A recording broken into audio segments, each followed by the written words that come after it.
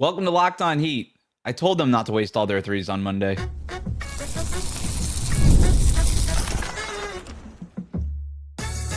You are Locked On Heat, your daily Miami Heat podcast, part of the Locked On Podcast Network, your team every day. All right, welcome to Locked On Heat, your daily podcast on the Miami Heat, part of the Locked On Podcast Network, now the #1 sports podcast network. Whether you're tuning in on YouTube or on your favorite podcast app, thanks for making Locked On Heat your first listen every day. Join the Cookie Gang, become an everydayer. That means subscribing, tuning in every day, Monday through Friday, and signing up to the Locked On Heat text line with the link in the show notes. Today's episode is brought to you by Game Time. Download the Game Time app, create an account, use the code LOCKEDONNBA for $20 off your first purchase. I'm Wes Goldberg, host of Locked On NBA Daily and Real GM Radio and credentialed Heat media member. David Ramil, my usual co-host, is on vacation, so going solo today. Got a bunch to get to, though, today, including the latest with these Giannis rumors. Giannis looked like he may have suffered a serious injury, undergoing an MRI tonight. We'll get into the latest with him and some of the trade rumors around him and the Milwaukee Bucks. But let's start with this loss to the Dallas Mavericks. The Heat trailed for most of this game on a night when they couldn't buy a three-pointer. They still somehow managed to cut the deficit to 4 late in this game. Then Cooper Flagg had one of the best stretches that he's had over his rookie season. He hits a turnaround jumper, blocks Andrew Wiggins on the other side, and then goes back to the other end, cuts for a layup, and extends the Mavericks lead back to 10 with a minute and a half to go in this game. And that was pretty much it. So credit to the Heat for kind of clawing back into this game. I thought there was a moment there where I thought I was going to be giving out some credit cookies here. I was starting to plan a comeback episode and all that stuff, but ultimately the comeback falls short. It's a tough way to lose, but look, I'm not going to worry about it too much. The Heat make 24 three-pointers against the Clippers on Monday. They shoot 52% from three-point range against the Clippers on Monday.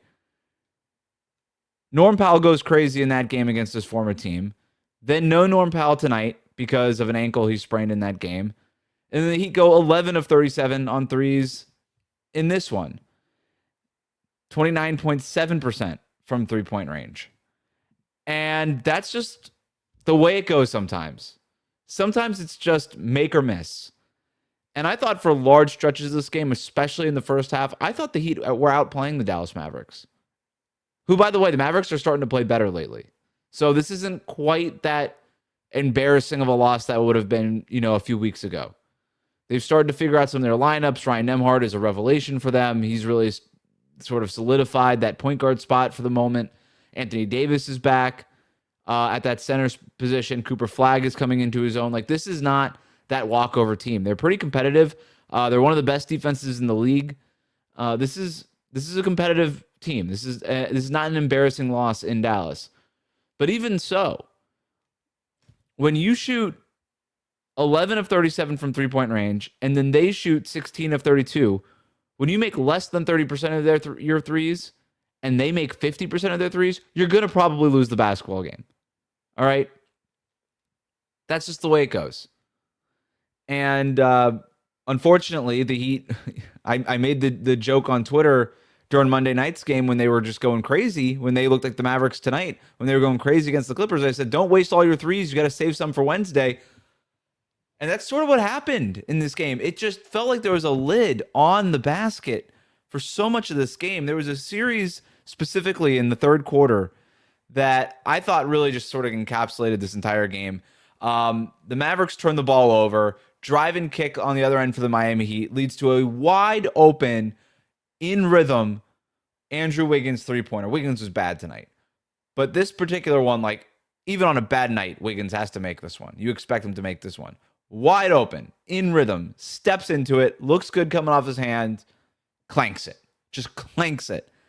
And then a couple of possessions later, D'Angelo Russell, it's like 3 seconds left on the shot clock. He's 29 feet away from the basket, and he just throws up a prayer at the end of the shot clock to avoid a violation, and it banks in. And that's just the kind of night it was. Now, are there areas where I might be a little bit worried about how the Heat handled this game? Sure. I thought that they could have gotten to the basket or tried to get to the basket at least a little bit more early in this game. But they did start to do that later in the game, and they get credit for that. I thought the shot quality overall was really strong for the Heat in this game. Again, I thought they outplayed the Mavericks. And I think this game looks a lot different if the Heat make an average amount of threes and if the Mavericks just cool down a little bit. I think you're seeing a very different kind of basketball game play out, right? Dallas did a lot of good work in transition. They did a lot of good work off of live rebounds. Well, they're not getting as many live rebounds if the ball's going in the basket for Miami as much. I thought Miami's half-court offense was really bad because they were taking the ball out of the net pretty much every possession. They weren't getting out in transition as much as they want to. So I think all of those things feed into each other. But overall, I thought Miami's shot quality was really good. They got 29 shots at the rim. They didn't have to settle for a lot of long mid-range shots. The Mavericks took 13 long mid-range shots. Miami only took 2, and they made both of them. Miami took a lot of short mid-range shots, which was right in their wheelhouse. You think about the Tyler Hero floater, the Bam Adebayo free throw line jumper. Like, that's the stuff, the Wiggins push shot, the Jaquez push shot. Like, these things are right in their wheelhouse. They got a bunch of threes, right? Miami took 9 corner threes. Dallas took 11. Right there. But Miami goes 2 for 9 on their corner threes. Dallas goes 5 for 11. Those are the sort of differences in this game. And so I think where the Heat are right now, had this been earlier in the season, yes, a loss against Dallas, like I already said, probably a little bit more embarrassing, especially like sort of pre-firing Nico Harrison and all that stuff. But even earlier in the year where we didn't feel as confident about this Heat team, this loss would have felt worse. There was early in the year where you're getting through that first 21 game stretch that we've talked so much about, where I predicted probably 7-14 best case scenario preseason. That's what I was talking about looking at that schedule. They end up 14-7. They've stacked up wins. They've won a lot of games that nobody really expected them to win. Third hardest strength of schedule in the league going into this game. For them to be 14-7, they've actually created a little bit of a cushion for themselves to lose games like this. Now, that doesn't necessarily make it excusable, but I didn't think they played poorly in this game. I think some guys had bad games, but I think overall as a team, I didn't think the execution was all that bad. They got open looks. Wiggins was bad in this game. He's going to make those shots more often than not. He's been really good for the Heat in this season. 4 of 18, 1 of 3 from three-point range from Wiggs. He'll be better. He'll be better. Davion Mitchell will make more shots. He'll be better. Pelle Larsson will probably be better stepping in for Norm Powell. And not having Norm Powell in this one really hurt them. Something I want to explore a little bit more in the next segment. But yeah, I think if this was earlier in the year, you feel a lot worse about this loss. This is one of those losses that you feel like, coming after this, you're probably looking at, you're worrying that by the end of the year, you're looking back on this one and saying that that's one that got away that they should have won. But now, I think we know what this Heat team is about. This loss does not trigger the panic meter. This is one that every team is going to face every season. When the ball's just going in the hoop for the other team, they can't do anything but make shots, and your team can't do anything but miss shots. So I'm not going to freak out about this loss. It's the way the season goes, right? You make a ton of threes on Monday, and then you come back on Wednesday and you can't make anything on the road. You don't want to lose that way, but it's not the worst way to lose, right? Because again, you're not worrying so much about the execution and the things like that. I thought they had really good sequences on Anthony Davis defensively. I thought there was offensive sequences that did look really good and really sharp. But overall, if that ball's not going to go in the hoop and you're going to get outscored from three-point range that way, it's just really hard to win in this league right now. Coming up, I do have a concern about this Heat roster and a couple of guys in a slump.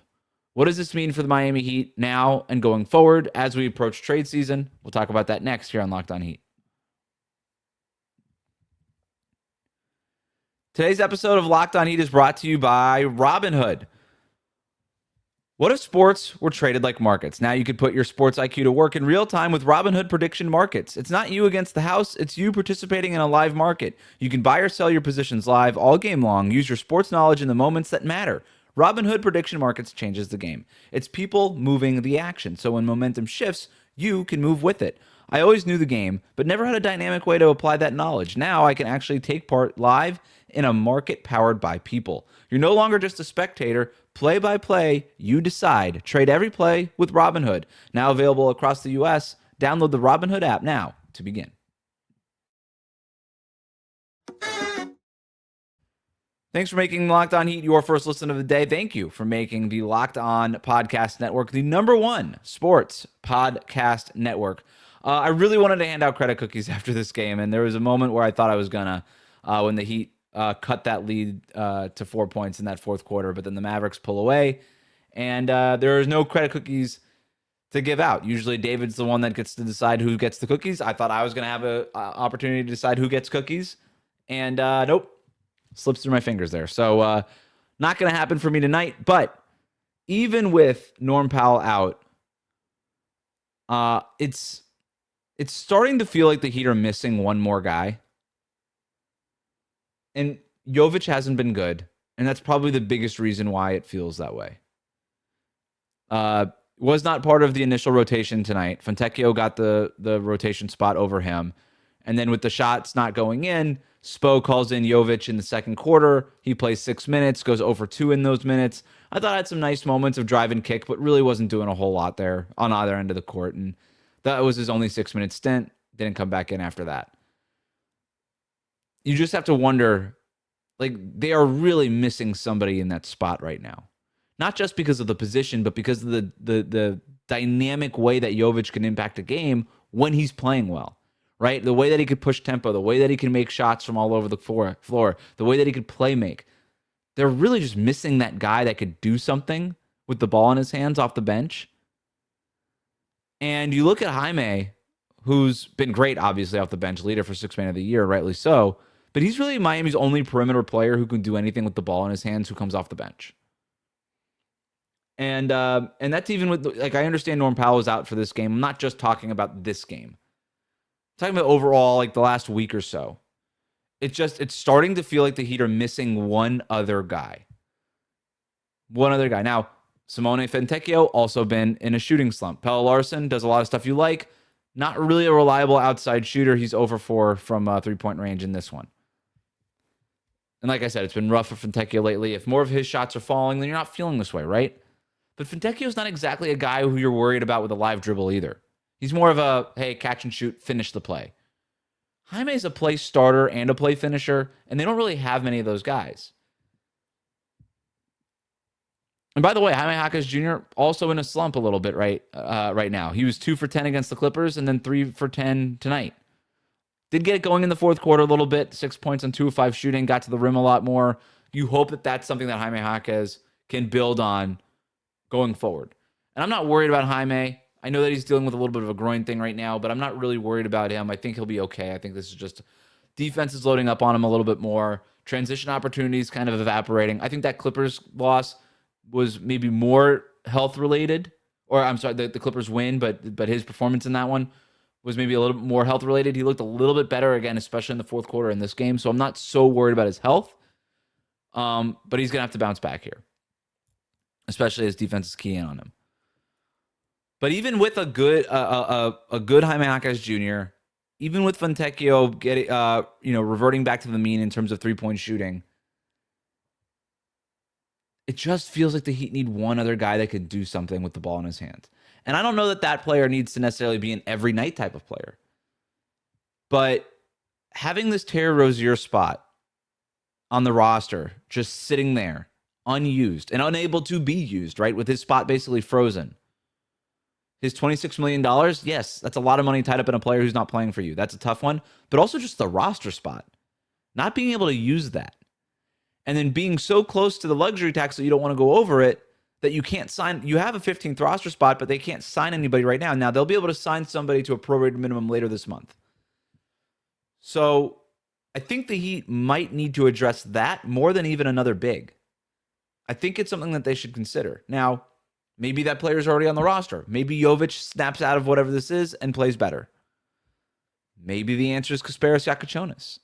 We know what he can do with the ball, or at least theoretically, what the idea of him with the ball in his hands can do, right? Pushing tempo. He's got size. He could see over a defense. He could deliver passes.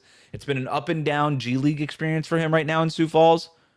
But he's kind of also one of those guys who I think plays better with better players around him. And I do wonder what he might look like at the NBA level. We saw him briefly at the end of that Clippers game. He missed his first shot of his NBA career. I think it was a Clippers game. But whatever. Like, that was garbage time. I'm not putting anything into that. It would be interesting to see what he could do. And I'm wondering especially if Powell's going to be out with this ankle thing, and if there's just some more lingering injuries hanging out around here, and as long as Jovic is in this slump and then Fontecchio's in this slump, I do wonder if you give Jakučionis a little bit of run coming up here. And if not Jakučionis, when you're able to add somebody later this month to a prorated minimum, do you add a perimeter player potentially here? Do you call up Alec Burks, our old friend, who we know can stay ready and is a professional scorer?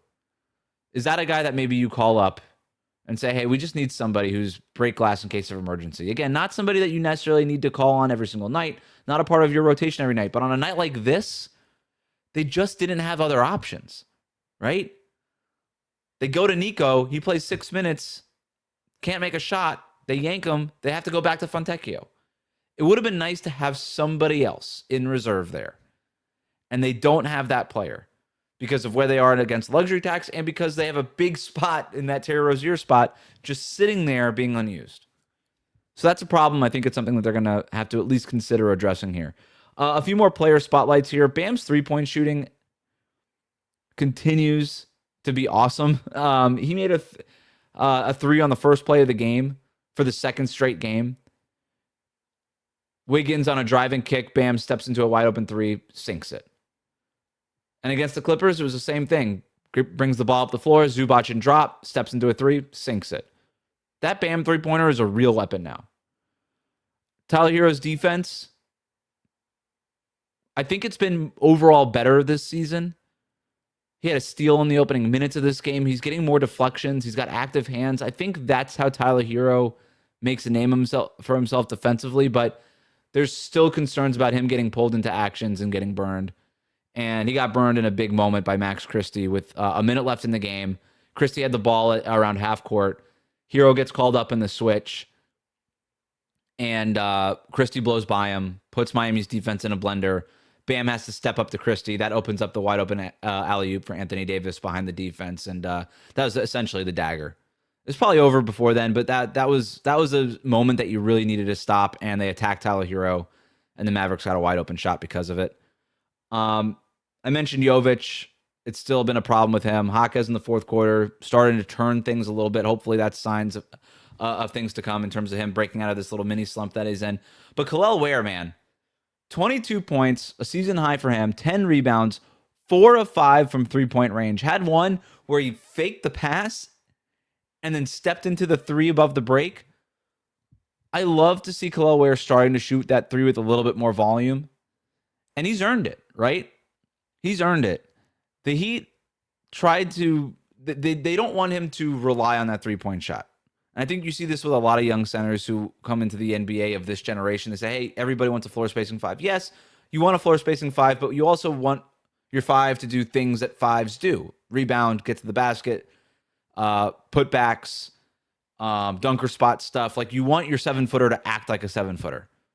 You don't want your 7-footer to act like a guard. So with Kel'el, first two baskets of this game, putback dunks. You love to see that. And when he's doing that and when he's rebounding, you earn then that ability and that leeway and that room to go out and space the floor and shoot threes from the corner or above the break or whatever at any point in the shot clock. And that's when you're really now starting to see all this stuff click into place for Kel'el. It's been great. 22 points, 10 rebounds, 4 offensive rebounds in this game. He's creeping up the leaderboard in terms of offensive rebound rate in the league. It's just been such a leap for this guy. Night and day difference from where he was in Vegas and in the preseason and when Spo was calling him out. And then you see the Heat close with him and Bam together when they make that big run there. That was huge. And that's something to look at and feel good about if you're a Heat fan after that game. It's unfortunate the Heat wasted that performance from Kel'el, but it's not necessarily like one of those performances that you don't expect. Now, maybe you don't expect him to go 4 or 5 from 3-point range again, but that 3-point shot is a weapon for him, and he's starting to use it a little bit more. Coming up, we've got some questions about Giannis. A lot of trade rumors circling around Milwaukee. We'll get to the latest reporting from this afternoon and how the Heat can factor into all of that coming up next year on Locked On Heat. Today's episode is brought to you by Game Time. The World Cup is coming back to North America for the first time since 1994, and with 48 teams for the first time ever, it's going to be massive. But let's be honest, getting tickets is usually the hardest part. That's why the Game Time app is clutch, finally giving fans a real advantage when it comes to snagging seats. With Game Time, you can track price drops in real time, get alerts when great seats open, and buy tickets the moment they hit the app. It puts the power back in your hands and makes going to the World Cup realistic instead of impossible. You pull up the app, and the layout makes it so simple to scroll through matchups and to compare seat views, pick a game, tap a section, and you have your tickets locked in within minutes. No confusion, no hunting for fine print, and the seat view feature is a game changer. You literally see what the pitch looks like from your exact seat before you buy your tickets. Prices include fees up front, which I love, no last-second surprises at checkout, and alerts for teams and matches make it easy to grab tickets the moment they drop instead of missing out.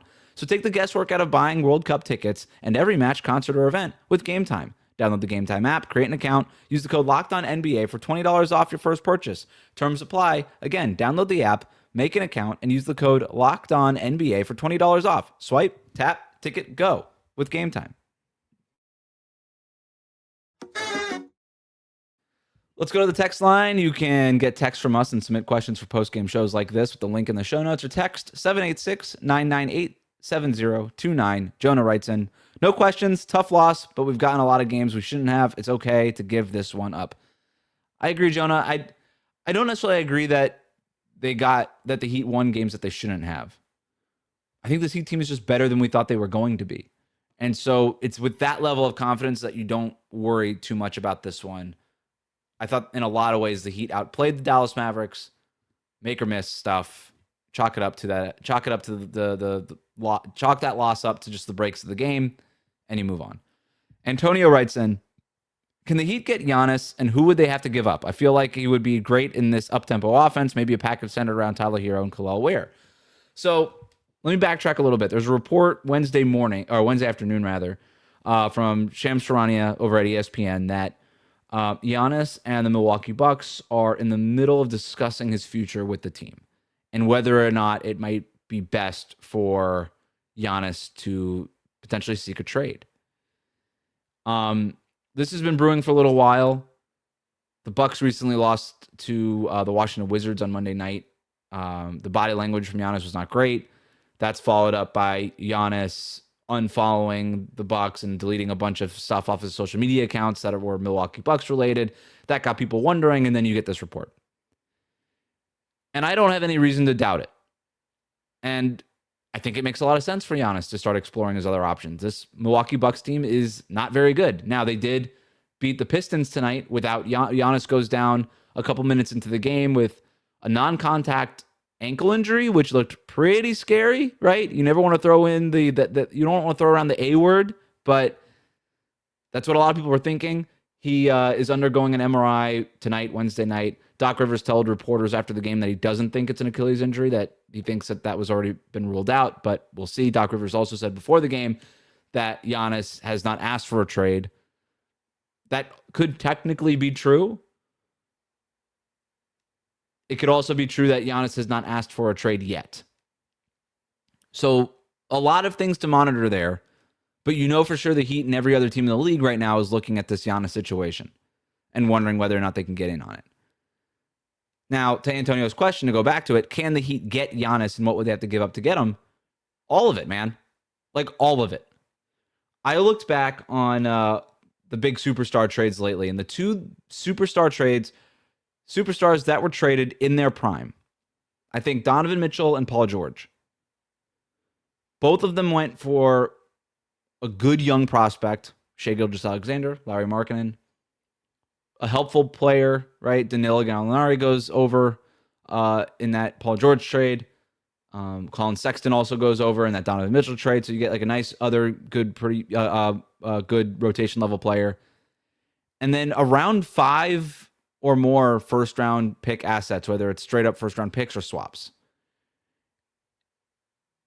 And Giannis is way better than Paul George, and he's way better than Donovan Mitchell. So I think when you're looking at what it's going to cost to get Giannis, you start at the Paul George package, which was 5 first-round picks, I think it was. Shai Gilgeous-Alexander, all that. And you didn't know Shai was going to be this Shai, right? But you knew he was a good young player. He helped the Clippers make the playoffs the year before. You start there. Now, the Heat only have 2 tradable first-round picks right now. The Terry Rozier thing can't get moved. We've talked about that enough here. So you're limited to those 2 first-round picks and everything that's not Terry Rozier on the roster. I would imagine that Milwaukee probably asked for Bam. Now, would they want to keep Bam? Would they try to flip Bam, who's 28 years old, and say, you know what? We love Bam, but maybe we flip Bam for more assets? Maybe that's possible. Tyler Hero from the Milwaukee area. There's probably a connection there. But I think you have to, I think you start with something around Hero. Well, let me get to this next question because this kind of relates to it. Carlos writes in, how much is Giannis owed? How many of the Heat players would it take to get him because of his salary? Would Jovic plus Wiggins plus draft picks be sufficient? No, it wouldn't. So this kind of gets to my point. Giannis is owed $54.1 million this year. So you have to get around that to start matching salaries. So it takes 2 of the Wiggins, Hero, Powell group, assuming that you can't move Rozier because the league hasn't made a decision on what his future is. So just put the Rozier salary, the 26. It would be great to have his $26 million expiring salary ready to go. You can't. Can't trade him. So it's 2 of Tyler Hero, Norm Powell, or Wiggins, or Bam plus some other stuff. You've got the Fontecchio $8 million salary that's pretty chunky. And then you've got like a $4 million salary for Jaime, a $4 million salary for Kel'el Ware. You can get all that stuff in there. But you're probably going to need 2 of the Wiggins, Hero, Powell stuff just to kind of get started, to build the foundation of a package that meets the salary requirements. So could you trade something like, for instance, Hero and Powell plus Kel'el Ware and those 2 first-round picks? Now, it's not all the first-round pick capital that maybe Milwaukee is thinking about, but you get a nice young player in Hero, an all-star caliber scorer in Powell, and a really promising young player in Kel'el Ware. Maybe you can flip Powell. You could definitely flip Powell for another first at least. If you want to do that if you're Milwaukee, okay. You could probably flip Hero for a first and a swap to the right team, at least, plus whatever else you get. So maybe there's something there, but outside of Bam, that's probably the best offer. You don't want to offer Bam if you're the Heat. You really don't want to offer Bam. The idea would be to trade for Giannis to pair with Bam to go chase a championship. And as good as even Kel'el Ware is, if you have to trade Bam, keep Ware, and get Giannis, I'm not saying you don't do it. I haven't really thought about that too much. I don't know that gets you to the level that you want to get to. But for a player like Giannis, who is a consensus top 3 guy in his prime, peak of his powers, I don't think anybody is flatly off the table. I'll put it that way. It's worth having a conversation about all of it. Nothing's nailed down. A. Lamas writes in, the Dame trade certainly causing issues being able to, creating issues for the Bucks being able to field a competitive team. Could Joe Cronin be the reason Giannis lands in Miami? I love that as poetic justice there. All right, we got a couple more questions that I'm going to save about other players that the Heat could target at the trade deadline. So if you sent those in, know that I see them, and we'll get to them in a future episode. But that'll do it for me today. This has been Locked On Heat, part of the Locked On Podcast Network, your team every day.